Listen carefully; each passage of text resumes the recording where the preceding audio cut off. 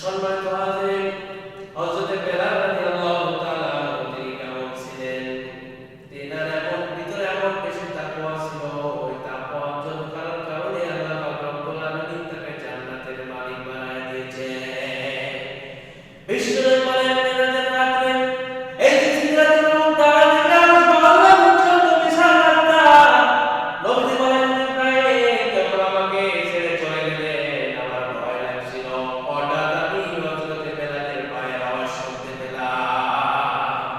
পৃথিবীতে আসার পরে জিজ্ঞাসা করলাম, বেলাল গোপনে গোপনে কি আমল করো বেলাল? হযরত বেলাল বলেন, হে নবী, আমার জীবনে তেমন কোনো ভালো আমল নাই, ভালো আমল নাই। আমার একটা আমল শুধু এতটুকু করার পারছো না, আমল শুধু এতটুকুই। আমি যখন ওযু করি, নতুন ওযু করার সঙ্গে সঙ্গে তাহিয়াতুল ওযুর 2 রাকাত নামাজ আদায় করে নেই। আল্লাহ বলে বেলালের আমলটা তুমি ছাড়বা না।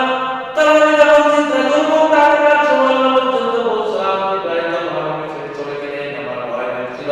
ওই সময় আমি তোমার পাইনি, আমার শুনতে পেয়েছি। সম্মানিত হাজির, কোথায় ছিলেন বেলাল? কোথায় পৌঁছেছিলেন আল্লাহ? 6 দিনের হাত পরিবর্তন ইসলাম কবুল করার আগে, ইসলাম কবুল করে আল্লাহর ভয় করে থাকার কারণে ও আল্লাহ তার মর্যাদা কত বেশি বাড়িয়েছে আপনি চিন্তাও করতে পারবেন না। আমার ভাই বিশ্বনবী মসজিদের নববীর ইমাম হযরত বেলাল মুয়াজ্জিন সাহাবায়ে ডাকতে বলেন, হে নবী, বেলাল দ্বারা শুদ্ধ হয় না, আশহাদু আল্লা ইলাহা হয়ে যায়। চাপাই নবাব বলতেন মানুষদের সালাম দিতে গিয়ে বলে আসসালামু আলাইকুম, সালামের জবাব শুনে বলে গালি দিচ্ছে আসসালামু আলাইকুম। হযরত বেলাল কথা স্পষ্ট করে বলতে পারতেন না, আশহাদু না বলে আশহাদু হয়ে যায়। নবী আমার সাহাবায়ে কেরামদের কথা রাখতে গিয়ে বেলালকে বাদ দিয়ে দিলেন।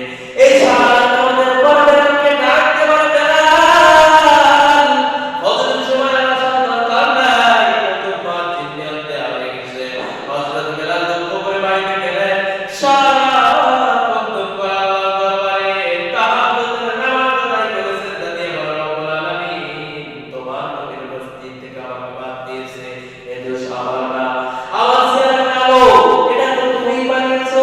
আমার দাঁত খুলে গেল, এজন্য তুমি দায়ী। আমি স্পষ্ট করে কথাও বলতে পারি না, এটাও তুমি দায়ী।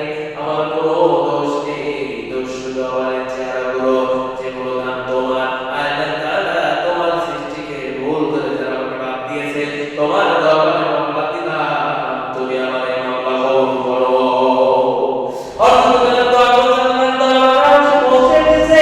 সকালবেলা আজান হয়েছে, ফজরের কিন্তু আজান সকাল হয় না। নবীজি বসে আছেন, সাহাবায়ে কেরাম সহ। হঠাৎ জিবরাইল চলে এলেন, ডাকতে বলেন, হে নবী, আজকে কি ফজর আজান হবে না? নবীজি বলেন, জিবরাইল আজান তো হয়ে গেছে, নতুন মুয়াজ্জিন সহজে তো পড়তে আজান দিয়েছে।